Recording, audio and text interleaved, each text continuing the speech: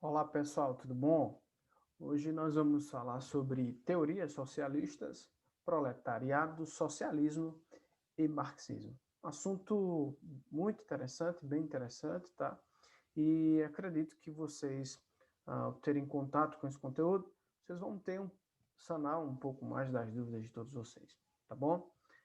Teorias socialistas é um conteúdo que vocês tendencialmente, se ainda não viram, vão acabar vendo em sociologia, mas como co-irmãs, né, filosofia e sociologia, elas acabam falando um pouco desse conteúdo, porque todos eles têm o seu, eu não diria apogeu, né? Apogeu também, né, o seu auge, mas o seu surgimento também com o filósofo e sociólogo Karl Marx, né?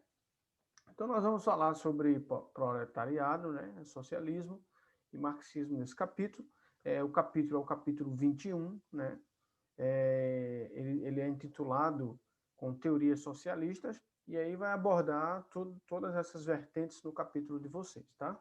Nosso conteúdo é bem simples, é bem objetivo, mas se vocês querem, assim, conhecer um pouco mais das teorias socialistas, do próprio marxismo, do proletariado, vocês, sem dúvida alguma, é só folhear um pouquinho mais o capítulo 21 do livro, acho que inicia na página 278, e aí vocês vão, com certeza, saber ou conhecer um pouco mais essa questão das teorias criadas ali pelo filósofo Karl Marx, tá bom?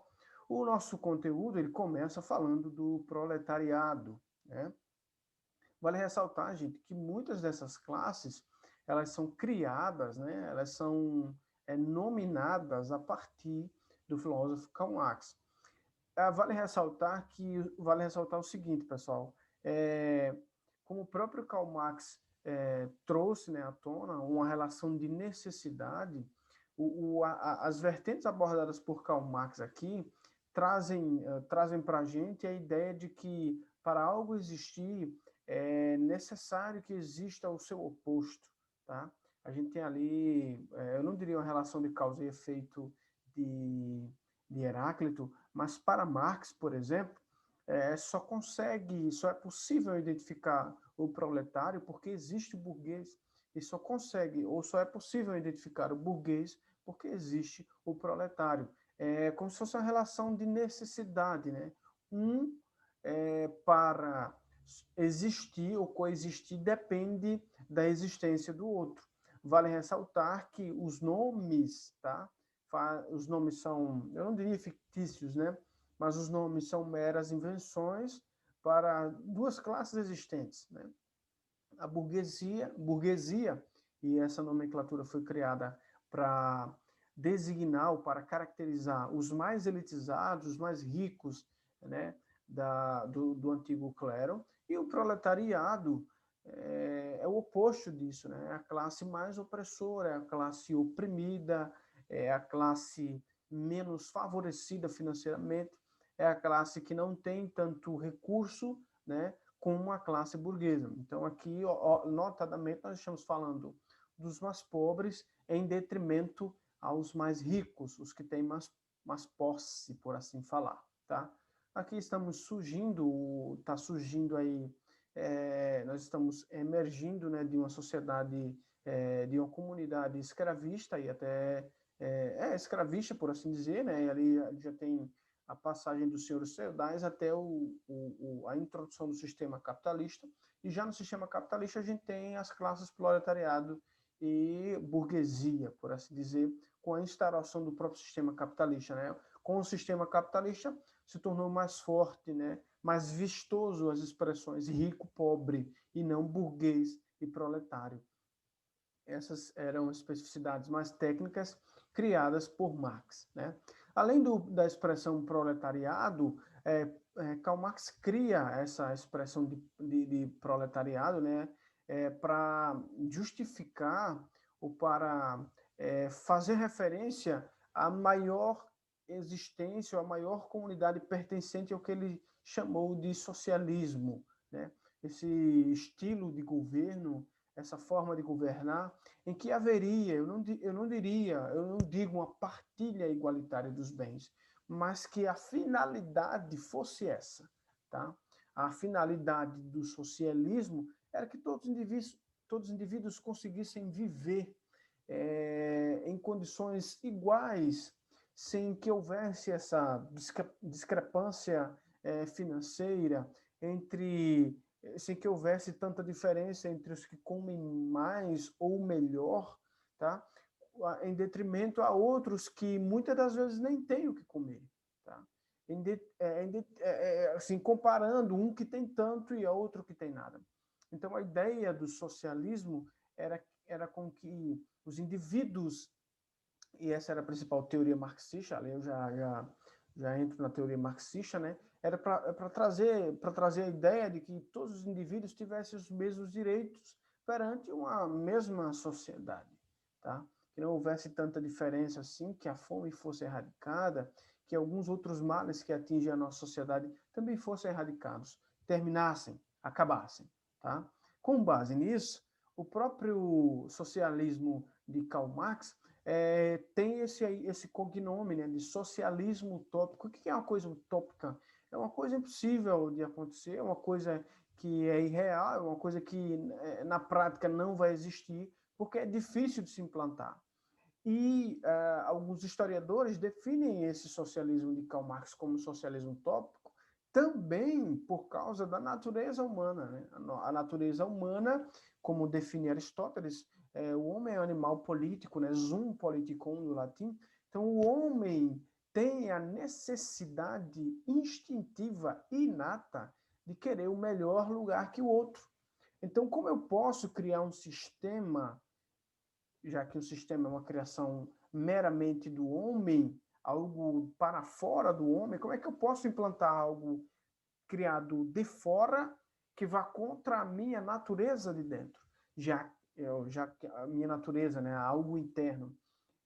Já que na prática eu vou conseguir afirmar um sistema igualitário, sendo que por trás a minha natureza ela vai insistentemente relutar contra isso, porque eu quero o melhor lugar para mim. Ou seja, melhor, de acordo com a natureza humana, melhor do que vivermos todos em condições miseráveis, mas condições iguais de miserabilidade, eu preciso encontrar para mim, para os meus ascendentes e descendentes, né, uma vida melhor, tá? Em detrimento ao outro. Eu não quero saber do outro, eu quero saber de mim, da minha família, dos que estão próximos a mim. O socialismo utópico também ele era dividido em materialismo dialético e materialismo histórico. O materialismo dialético ele era dividido em duas partes, né? A infraestrutura e a superestrutura. Segundo Karl Marx, a infraestrutura ele estava falando ali de um acervo econômico, né? Quando ele faz referência à infraestrutura, ele faz referência à economia do lugar. E quando ele fala em superestrutura, ele faz referência à organização política. E ele fala que ele define que essas duas ações elas são primordiais para a criação da sociedade, a política e a economia. Porque se eu tenho uma economia sustentável, eu tenho políticos que façam ou que possam gerir de forma igualitária essa economia, essa produção de bens, insumos e recursos daquela comunidade, tendencialmente eu vou ter uma comunidade mais igual, ou seja, a implantação do próprio socialismo, tá?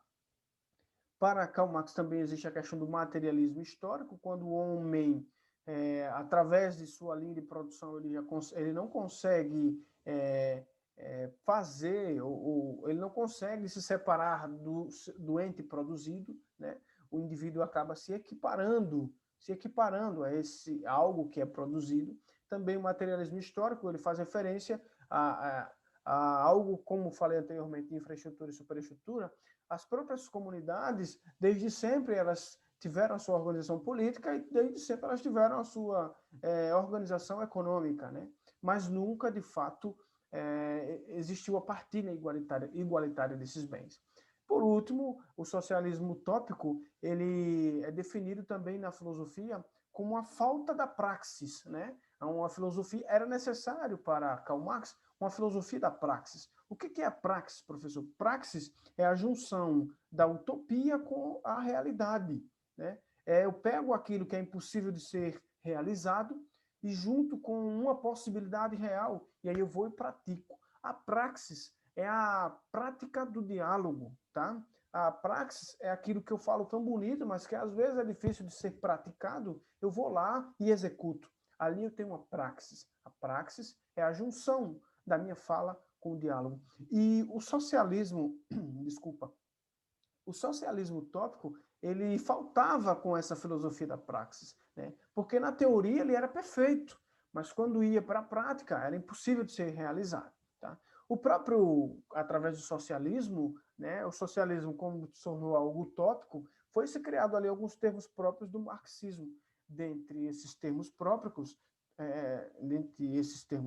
né, temos ali 3, tá? Mas tem muitos mais. Mas destaca-se, por exemplo, a mais-valia. O que é essa mais-valia, né?